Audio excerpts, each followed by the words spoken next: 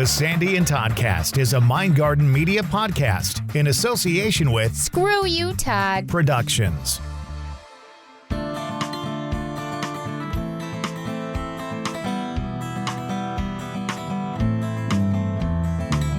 back in the studio on this one. It's another Sandy and Toddcast, and this time it's an Empathecary podcast. Yeah, you beat me to it, Todd. I was going to say, we're back in the studio. It's kind of weird. I just got done saying to you, we haven't recorded in quite a while, at least recorded in the studio. Yeah, but here we go. We're going to do it this time, and it does feel kind of weird because we just saw each other in person. And part of this podcast, we're going to talk about a little bit more of our trip, and also from the empathecary side, or the empath side, how the trip affected us and how trips like this may affect others. Exactly. So it's going to be a really cool episode, I think. It is. It is season 5, episode 5, Empathecary Returns, and it's next on the Sandy and Toddcast. Hey everyone, it's Aaron, and I want to share with you a glimpse into my podcast, The Witching Hour with Aaron Mazza. Join me as I welcome fascinating and informative guests with each episode. We'll dive into all topics witchy, spiritual, and just plain different. Find me on Facebook, Instagram, and anywhere you listen to your podcasts. The Witching Hour with Aaron Mazza is a Mindgarden Media production.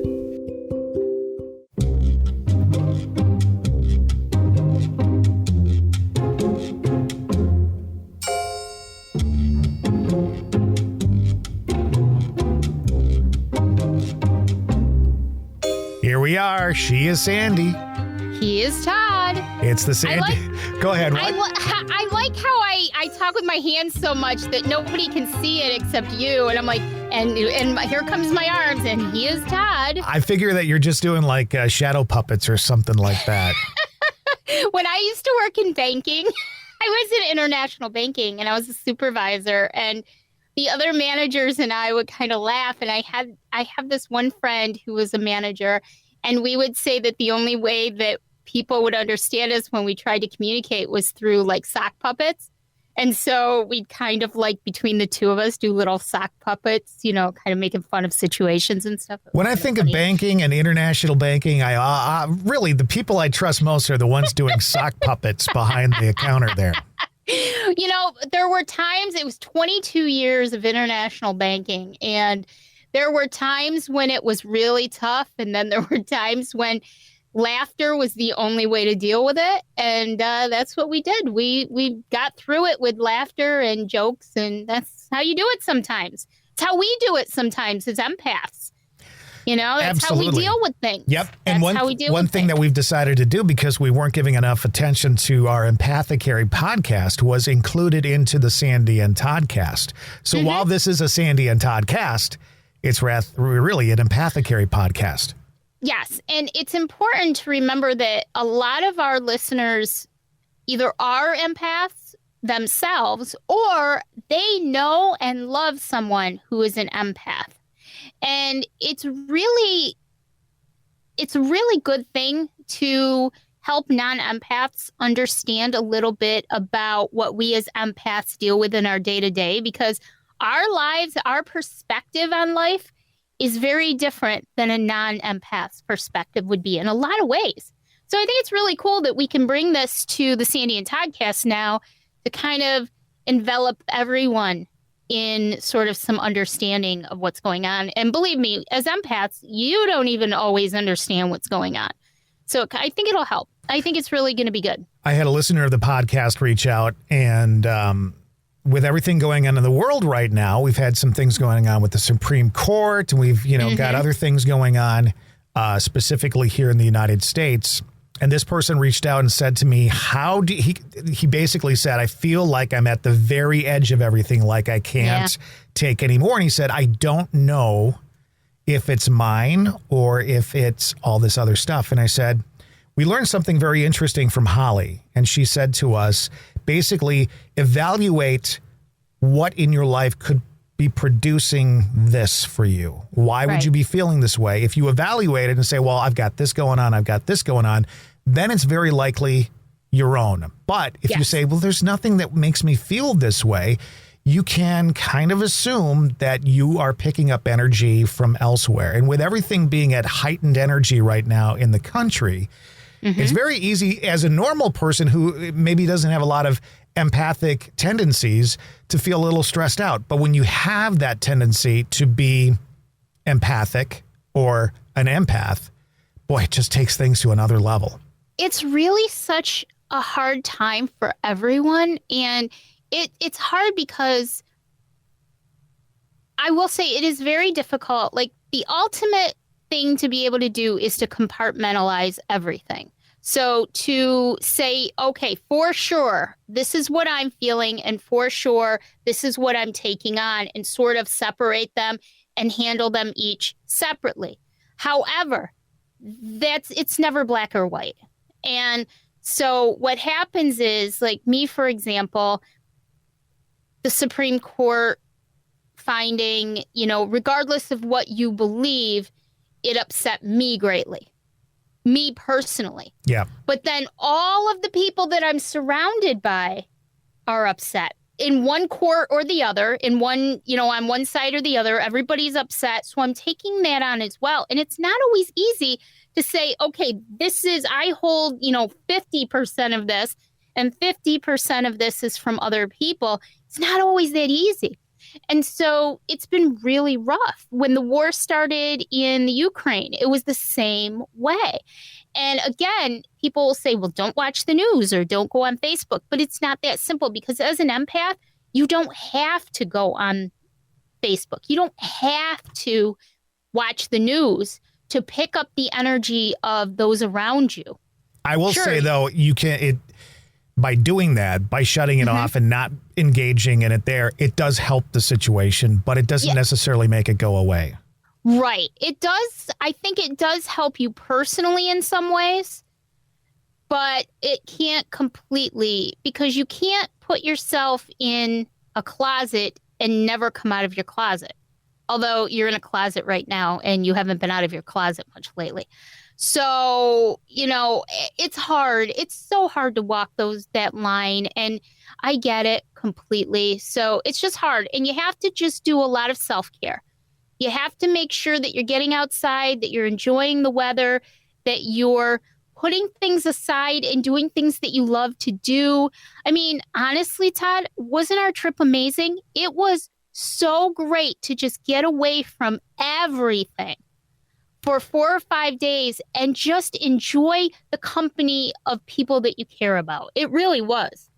It was an amazing time, and it happens to be, and I think for me, because I'm a very grounded person when it comes to outdoor stuff and certain things. Trees are big for me. I'll be honest with you. Yeah. Pine trees. You put me near a pine tree. I think I'm actually allergic to them physically, but emotionally, they do so much for me. I'm going to tell you a little story. You know how much I love Bob Ross, right? Yes. I can ground watching Bob Ross paint not just any tree, because he paints a lot of different trees, but when he paints evergreen trees, pine trees, I am in fucking heaven. I'm not, and I know that sounds weird, but the thought of the tree itself, and then the way he makes them is so grounding for me. I can spend hours. In fact, this is the truth too. I'll watch an episode of him and he'll be like, well, let's put a nice tree here. And I'm like, oh, it's going to be a pine tree. And then he does a different tree. And I'm like, God damn it. I want a pine tree. Right. And then he'll do some that are just pine trees. And that's all I need. So the fact that we went and did what we did, where we did, was very huge for me. The water, as much as I'm afraid of water, I'm very frightened of water. I'm like, in my mind, the worst way I could die is drowning. Okay. But the sound of it, the feel of it, the wind.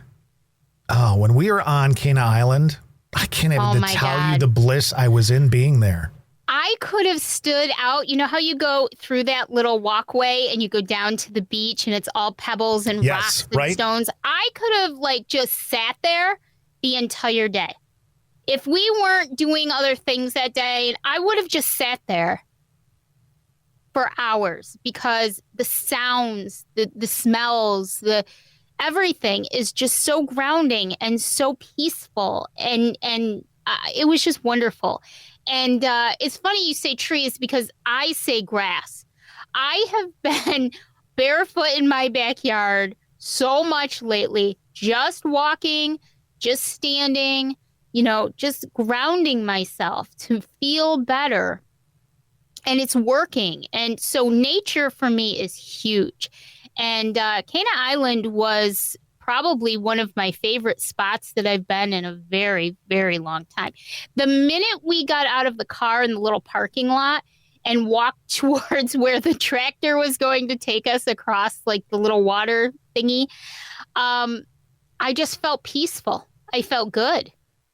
And the closer we got to the island as we were going over there, I really felt at peace. And I do believe that our openness and our peacefulness and our calmness when we were there really lent itself to opening us up to the communication that we did have when we were over there. I tend to agree with you. Taking that ferry ride over to Washington Island was incredible. Yeah. I don't know if it was the first ferry ride that I did years ago when we were filming for Haunted State. I'd never done something like that before. And I remember the feeling when you're on the wind, it's kind of cold out there because you are on this huge body of water and there's wind and you're traveling and all that kind of stuff. It's a little cool. It takes you back a little bit, right? And there's the waves. So you're kind of flopping around a little bit out there, getting your bearings. And of course, I got Mr. Bad Knee going on. So I'm practically laying like a fish on the floor, flopping around. And but you do that, and again, there's just this really good feeling. And then the strange thing that happens to me is when you kind of get to a certain point, and I think you'll know where it is. There's a lighthouse, and there's an old lighthouse on this island. I can't remember the name of the island offhand. Detroit Island. When you start turning that bend and you're getting closer to Washington Island, there's an anxiety effect. For me, I started becoming a little bit more anxious as we turned that bend. And I felt that the first time going over, and I didn't know what that was all about, but it was solidified this time because I felt it once again. Well, it's interesting because it's actually really weird because I felt it too. And I didn't know that that's where you felt it. And I didn't know any of that stuff. And I think we said this a couple weeks ago when we recorded on location. I said that sometimes when I feel certain things, I don't talk about them because I want to process them before I just assume that I'm feeling one way or the other because, it could be anything that you're feeling. And so I was sitting there and it hit me as we were going around like the little point of Detroit Island. And I think it was right when I first saw Washington Island really come into view. And that's when it hit me. This, I guess, anxiety. And I was like, what the heck? And then about a minute later, maybe not even, you said to me something to the effect of, did you feel it? What did you feel? And I said exactly You weren't sure what it was when it was happening, right? I didn't know. Because I didn't know what to expect. And so that's when I said, well, normally I wouldn't say anything, but right there at that point when we came around it, I started feeling anxious. And so, that's a good point too, because I just want to say that I think that this vacation was so good for us in so many ways, because when Dave and I first came out last early fall, September, we weren't able to stay very long. We only stayed really like a day and a half, and then we had to leave. And we didn't really get a chance to really spend quality time together. We were running around. We were doing different things. We were dancing on graves. We were doing all that kind of stuff. And this really gave us a chance to investigate, to explore, to spend some quality time together. And I think it made us grow even closer. And I think that we really have now realized that, okay, we have something in the fact that we can both use what we have, our knowledge, our experience, our chemistry, our best friendship, all of that. And we can actually form a team that gets results when it comes to communication with energies and spirits. I mean, I didn't expect it to be that good, but it was because we got to take time and really enjoy each other and spending that time together and have all these meals together and walk around together and do all this stuff. And I'm really grateful for that, because I think this is where we realized, okay, this is like that friendship. This is like that friendship for life. But it wasn't just that. It was like all this other cool stuff that we realize we can do now. Yeah.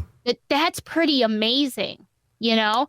So I was just really happy for that trip. We had some mini investigations. We want to do some more when you come out here and really kind of develop what we've got, because I think it's something really cool that we never really thought about before. Well, and I think for me, you know how like over the process of you doing investigations, sometimes your mindset shifts.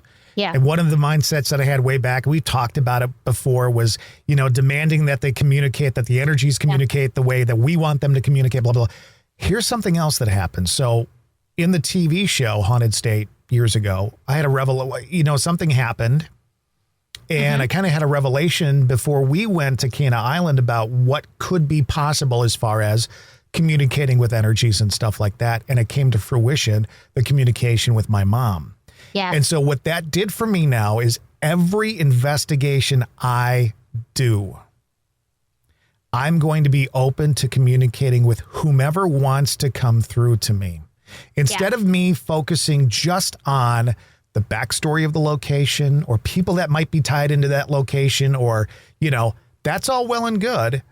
But I want to take some time to say, basically, I'm opening the door for communication with whomever would like to communicate with me, whether they're tied to that location or not, because I think we miss out so much when we go into an investigation. We say, okay, we're going to talk to Anne Murray. She was here from 1842 to blah, blah, blah, and she was the blah, blah, blah, the blah, and there she's been seen, and the lady in the white dress on the stairs, and they think it's, you know, that's great, and we can do that. Fantastic to have a backstory. It's wonderful to have an idea of who you think could be there, but it's not always cut and dry. It's not always like that. And the more we investigate, the more I realize that it's never clear cut. It's never, they can move. They can go to different places. One of the questions you asked was, are you here all the time, or do you just come and go? I do believe that they can come and go. And your mom coming through to us, which I 150% believe that your mom came through to us based on the experiences that we had. That's amazing. And we shouldn't look past that. We should hold on to that, and we should use that as knowledge and experience and take it with us into investigations that we go on. And why wouldn't I want to have more communication with her, even if it's at a location that she and I have never been to before? Exactly. If I'm opening myself up and the situation up to communicate with anybody, specifically linked with that location, why wouldn't I allow some other people in my life who might be trying to communicate with me to come through? That's right. So, exactly. I mean, it's exactly. And I'll be honest with you, even after talking to her that day, I just had the revelation today, having a conversation with somebody about our experience on the island, about how, you know what, when we investigate, we need to take time, each of us, to allow that to happen, because you never know what could happen. That's right. Exactly. You know, I'll give a great example, and I can't really talk about it in specifics because even though the investigation happened, we're doing a fundraiser for it. But we did an investigation of the 1834 jail, the Herkimer County Jail in Herkimer, New York, back in April. And of course, there were famous people there. There was Roxalana Drews, and there was Chester Gillette, and there was Jean Giannini, and that's what everyone assumes is going to be the big highlight of an investigation, speaking with them. I will say that all three did come through. However, being open to other people who had stories, there were 3 specific people there that lived in that jail, that stayed in that jail, that I connected with. People who no one would know at all, would have never have heard of, would never have known anything about, but who had a story to tell. And if you go into a situation where you're just looking for the famous people or the people that, you just know are going to be there, you're going to be missing out on stories and helping. I go into every investigation with 2 questions. What can I learn and how can I help? Those are my investigation questions that I go in. I don't have preconceived notions. I find out information about people that could be there. I find out information and backstories about the location itself. Sometimes I don't know anything. Sometimes I go in 100% cold. It's hard when you do something like the 1834 jail because it's been around your whole life and you've heard stories your whole life. So it's hard to go in cold in something like that. But don't miss out on something amazing just because you have preconceived notions. I never in a million years expected your mom to come through, but you kind of knew because you opened yourself up to it. And it was a wonderful experience for all of us. It was a really wonderful experience that I'm grateful for. I never got to meet your mom. I feel like I met your mom. And, we're going to keep that part of it very private, but I feel like I met your mom. Yeah. And that's really something special, So, just a long diatribe about it. But back to the grounding, what did you do before we left? You went over and you hugged a tree. And I know that sounds so stupid, but when we were leaving the island, I was so sad about it because I felt at peace like I've not felt at peace in my life for so long. I just wanted to hang on to that on the island's very small. Yeah. You hear the water. You hear the wind in the trees. Mm-hmm. There are pine trees all over there. The lighthouse is there. It's just such an incredible experience. And I thought, here we go. We had other fun stuff we were going to do that day. We had a great day after that. Oh, yeah. We had a great lunch and some drinks and all that kind of stuff. But I was like, I don't want to leave. Like, I wanted to stay. No. And so I did. I went and hugged a tree. Well, this is how much the island had an effect on all of us because Dave, who usually doesn't get like we do because he's not an empath. He's not,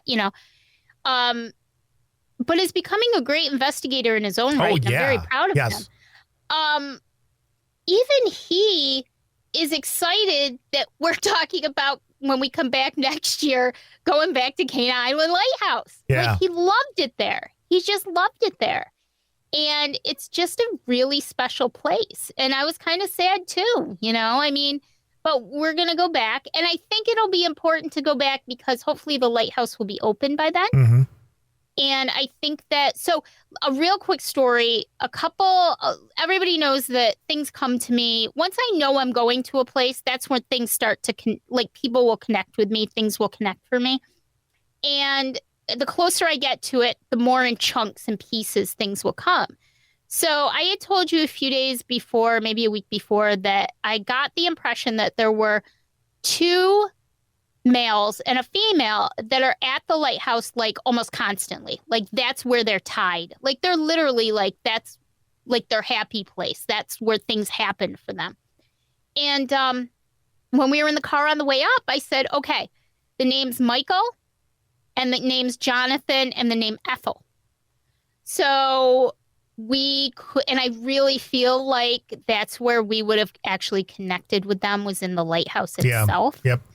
But anyways, so as we were going through the gift shop, you grabbed me a book about the island, the whole history of the island and Bailey's Harbor, where Cana Island is and all that great stuff. And piece by piece, little by little, I think I've narrowed down the 2 men. One was a man named Michael, who was a lightkeeper at the lighthouse back in, I think, the 40s, from like 41 to 46, something like that.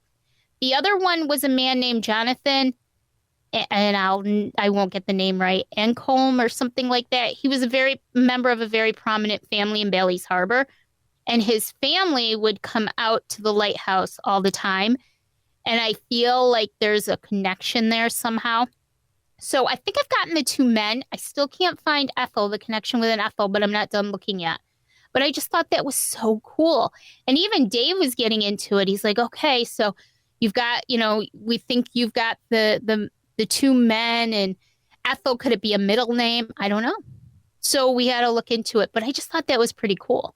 So we'll see what happens with that. I wonder now, I know it's a female, but I wonder if it's a last name too. Like, it's not uncommon that somebody might have a weird last name like that, but. Well, and then again, it could have been somebody who was a volunteer.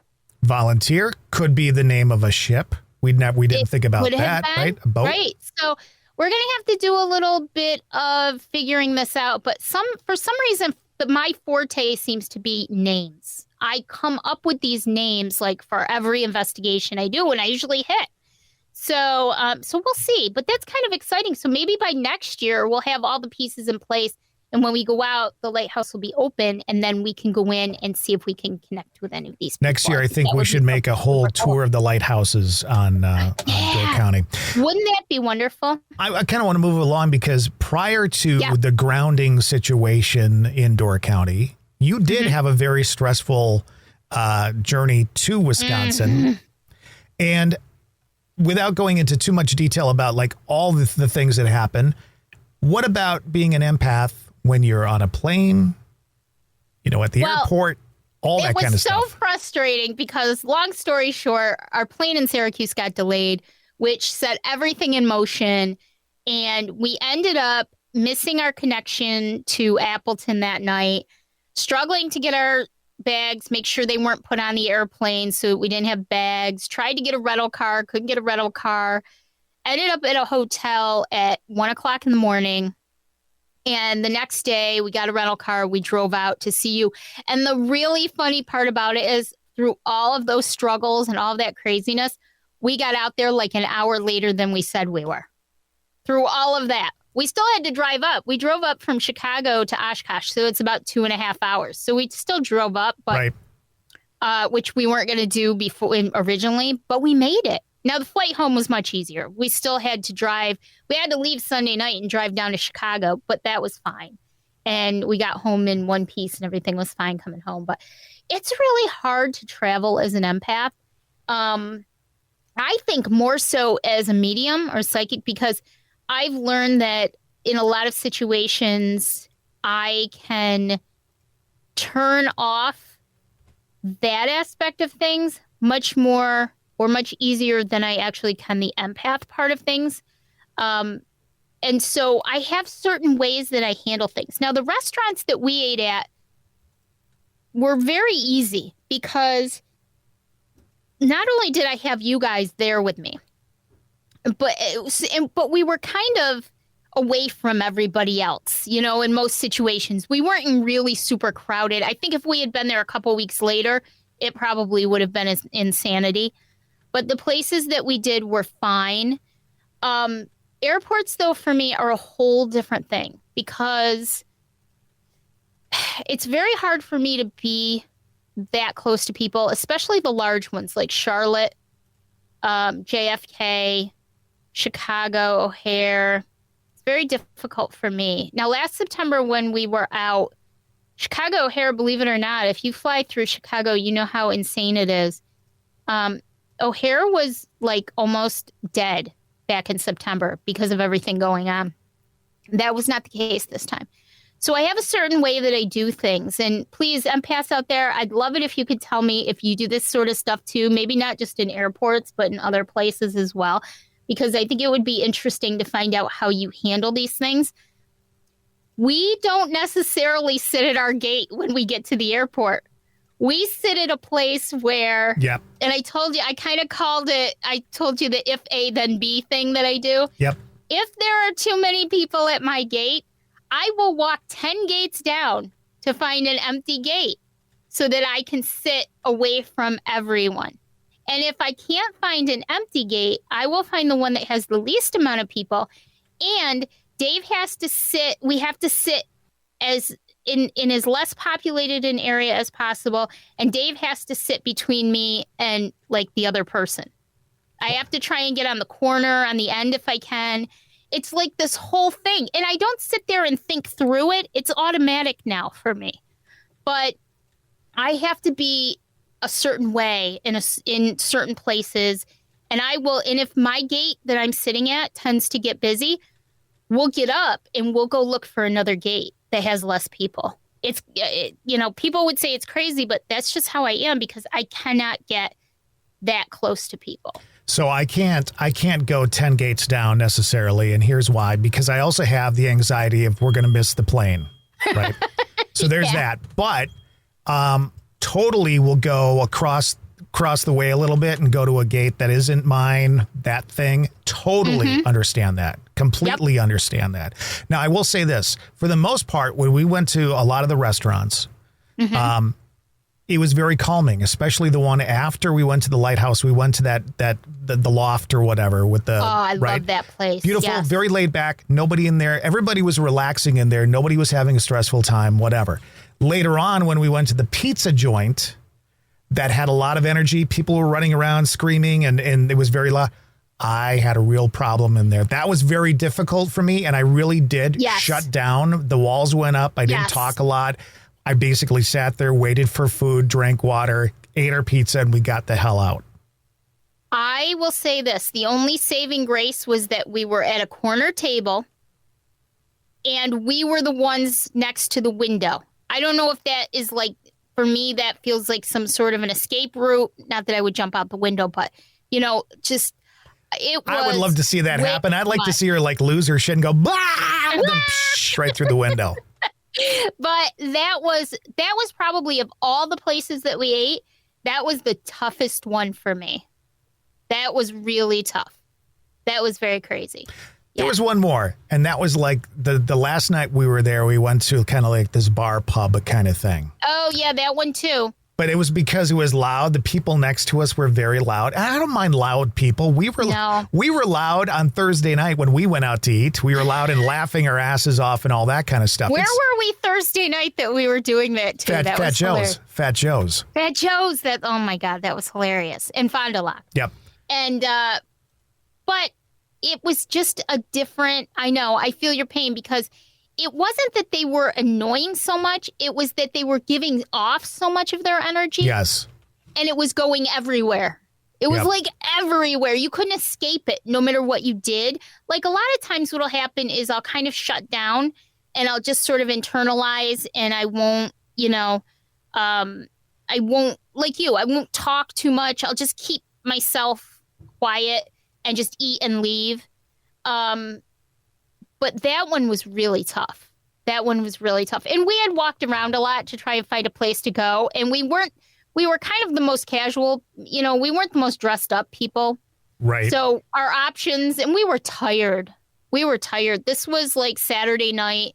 And we had spent the whole day running around like crazy people and drinking. And so we were just tired. We went and we got some chocolate, though. That was fun. We went in the confectionery. And we watched some girl on the roof in town, like she just climbed on the roof, who worked at a thing. And so, but we were tired, and I do give a little bit of credit to just being tired, but that was way too much energy in one concentrated spot, and it was just spilling onto us. So it's hard to be an empath. It's hard to be someone who is sensitive to those energies because you have no control over that. Truly, you really don't have enough control over that. You want to mitigate it as much as you can by how you react to it, which is how I kind of internalize and I just, but it's very difficult to escape that all the time. And that's why a lot of times Dave and I will go someplace. I'll be like all excited to go someplace and we'll get there and I'll say, why don't we go to this place instead, Dave? And he'll be like, what? Not anymore as much because he understands it. But he used to be like, what are you talking about? You've been talking about this place for a week.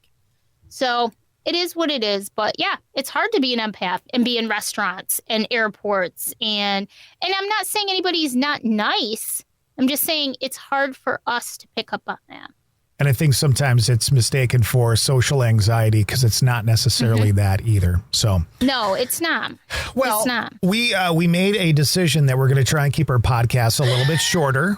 And we are at the 35-minute mark. And I think we should stick to that. And I know. I think I talk too much. I really do. I think I talk a lot because I'm very demonstrative in my stories and explaining things. But yeah, so we're going to try it. We're going to see how we do with it. And if anybody, by the way, if anybody has any topics that they'd like for us to talk about, we are completely open to that.